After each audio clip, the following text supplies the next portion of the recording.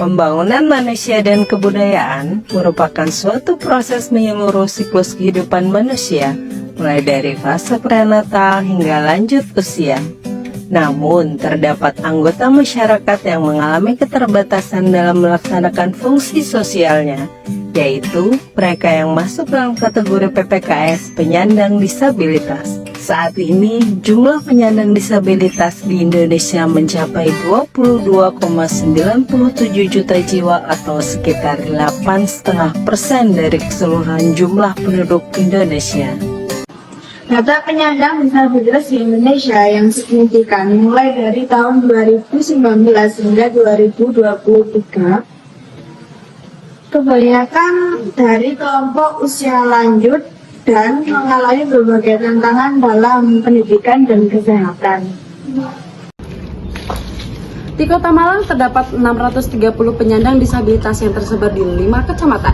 Yang pertama ada Kecamatan Laukwaru dengan total 48, yang kedua ada Kecamatan Klojen dengan total 119, yang ketiga ada Kecamatan Sukun dengan total 125, yang keempat ada Kecamatan Kedung Kandang dengan total 238, yang terakhir ada Kecamatan Belimbing dengan total 100. Nah, sebagian besar merupakan penyandang disabilitas intelektual dengan persentase 28%.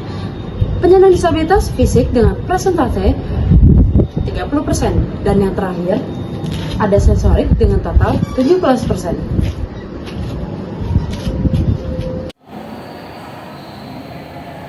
Penyandang disabilitas umumnya menghadapi masalah seperti minimnya edukasi publik, fasilitas yang tidak ramah disabilitas, kurangnya pelatihan mengikuti tugas publik, dan keterbatasan data.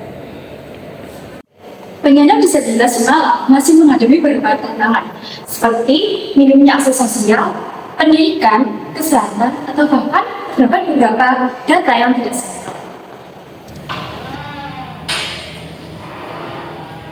Paguyuban Koordinator Orang Tua Penyandang Disabilitas di Desa Cemoro, Kabupaten Malang, yaitu Bapak Muhammad Ridwan, menyatakan bahwa banyak masalah yang terjadi kepada penyandang disabilitas di Desa Cemoro Kandang yang tidak ditangani serius oleh pemerintah.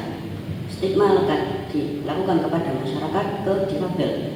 Bahkan banyak orang tua maupun keluarga penyandang disabilitas tidak mau melaporkan anak atau keluarganya saat rekam EKTP.